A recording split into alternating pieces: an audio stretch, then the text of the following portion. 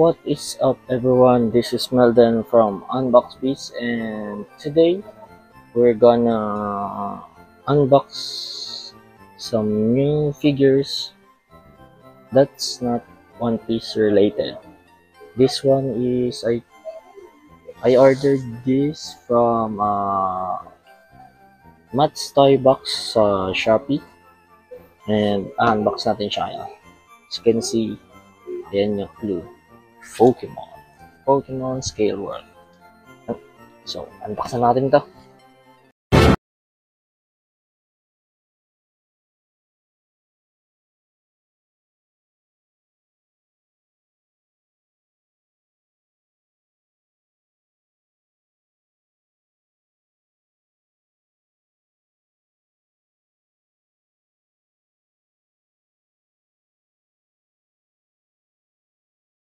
As you can see, bago pa yung box niya, wish. Nabili kasi natin to sa Matt's Toy Box ng MISB.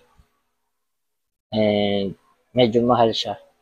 Since isa ata to sa mga premium sets ng Pokemon Scale World. Well, bagong figure line to na i-collect ako. So, tara unbox na natin. Yun.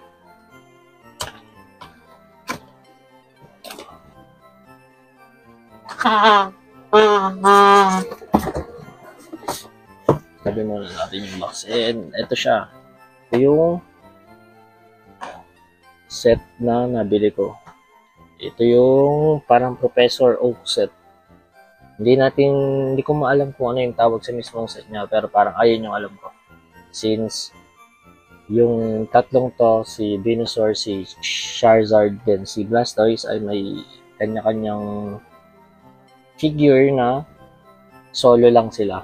Then I think meron silang ginawa na Professor Oak. Then kung Professor Oak lang, baka mahirapan silang gumawa ng kasamang Pokemon. So I think sinabay nila yung re-release ng tatlong final evolution ng mga starters. So yeah, unbox na natin. And here are the contents ng box na in-unbox natin ngayon. Hindi ko na sinama yung unboxing mismo dahil medyo natagalan ako at MISB nga, since MISB siya. Medyo mahirap siyang ilabas sa mga plastics. Then meron pa siyang clamshell. So nahirapan ako. Kaya kinat ko na. Ito yung lahat ng laman ng box na yun. So ito yung una nating figure. Si Professor Oak. Ayan. As you can see, in his usual outfit, ayun yung attack ng Bandai Pokemon Company. Then yun, as usual, yung casual fit ni Professor Oak na naka-lab coat, then may books. So it creates the nostalgia effect. Parang sa ano to? I think this is from Leaf Green, Fire Red and Leaf Green, or pwede rin sa Red, Blue, and Gold, Yellow pala, hindi pala Gold. Yan, so Professor Oak. Then tabi muna natin. Tabi muna natin siya. Then here comes the other item sa box, yung Pokemon table ni Professor Oak. Parang ito yung ng tatlong starters. Yan, makikita nyo. Maganda yung design niya, kaso nakapix siya. May ibang sets ata na may nakahiwalay na bola. So yan, papakita ko lang. Wala naman siyang ibang yun, yung tatak lang ng Bandai dito. So, that shows na legit yung item na nabili natin. Then we'll assemble na yung mga final evolution. Ay, unahin natin si Blastoise since siya yung pinaka yan. Blastoise comes with 2 blasters, yung cannons niya sa likod. As you can see yan. May mga dumi-dumi na, I think siguro nakatago naman siya dito. Ito yung Blastoise mismo. Yan. As you can see, Big Man Blastoise, yan, yung brown yung designs. I don't know lang kung nasaan ang tatak ni Blastoise. Ay, sorry. Nawala yan. Pero, ayan siya. Usual. Sa eyes, sa details ng eyes. Sa details ng face, okay naman. Wala naman tayong yan, hindi nagustuhan. So, yan, kakabit ko na yung cannons. Yung cannons pala ay may indicators. Yan, kung makikita nyo. Oops. Yan, may right. Then, this one have left and L at R. Para makikita mo kung saan ilalagay ang cannons. Lang, yan. Then, this one goes here.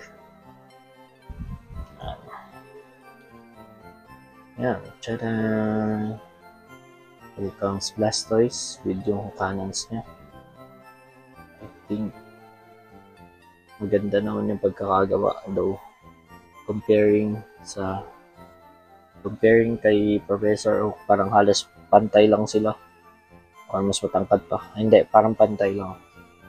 Makikita nyo sa tangkad. Parang pantayan lang sila. Sila pag nakatayo. Parang mas matangkad pa nga si Professor Oak. So, then we'll go to another final evolution which is Charizard. Yan. As you can see, yun yung details. Sayang lang, meron siya nung parang ano dito. Kitang-kita yung seam line na dinugtong lang. Sayang. Ganda sana yan kung may. Pero well, that's, I think, ayan yung ayan lang siguro yung nag-iisang con ng mga pinagkakabit-kabit na figure. Makikita mo talaga yung mga seam line. Kumbaga hindi siya malinis. Pero design-wise, isa to sa mga pinakamagandang nakita kong figures ng Pokemon na for collection. Ito yung wings. Ayun, yung wings meron ding indicators. Ayun, may L. Then may yan, may R. Hindi ko natin siya.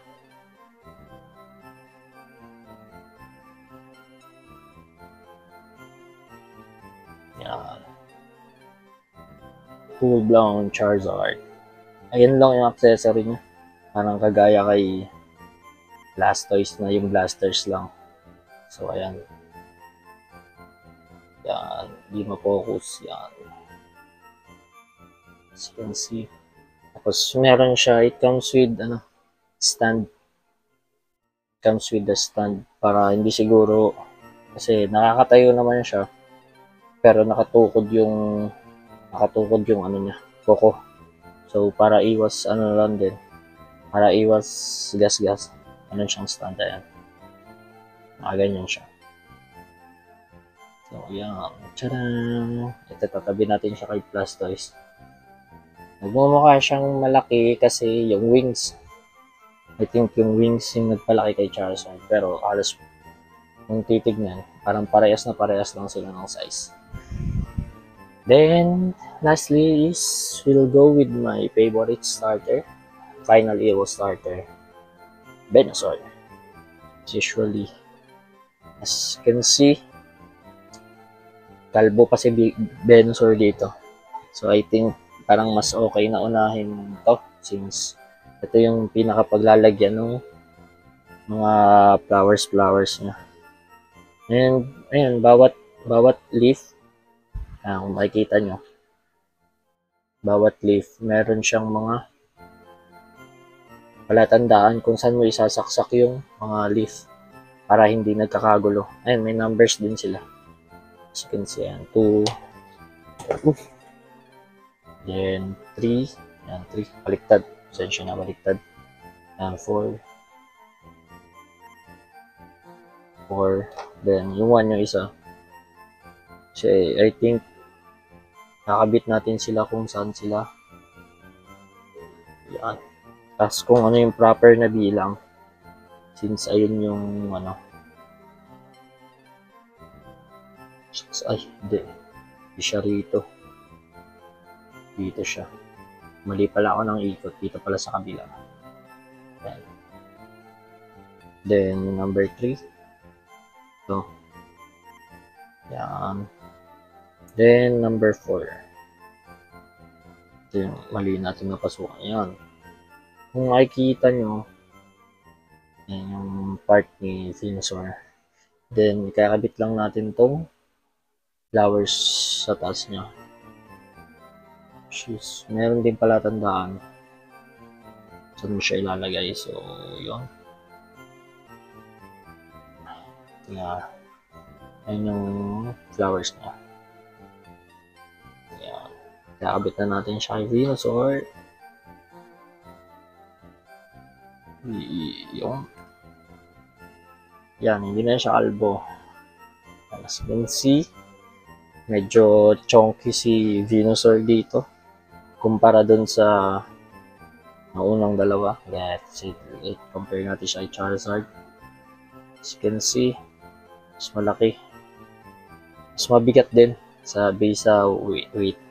Mas mabigat din si Venusaur kumpara dun sa dalawa.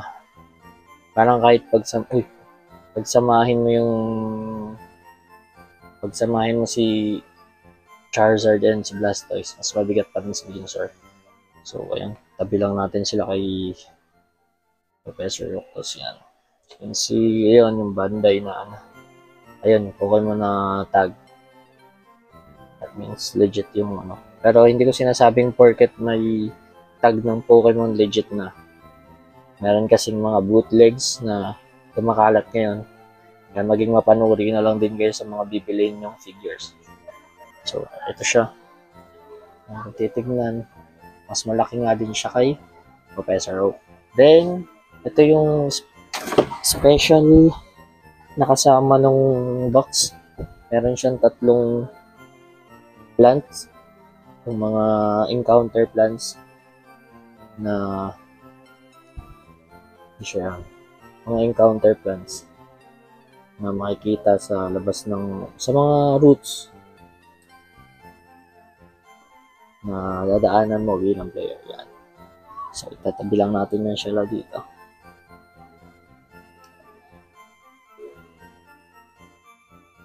And this is how they look sa kung paano sila, gaano sila katatangkad.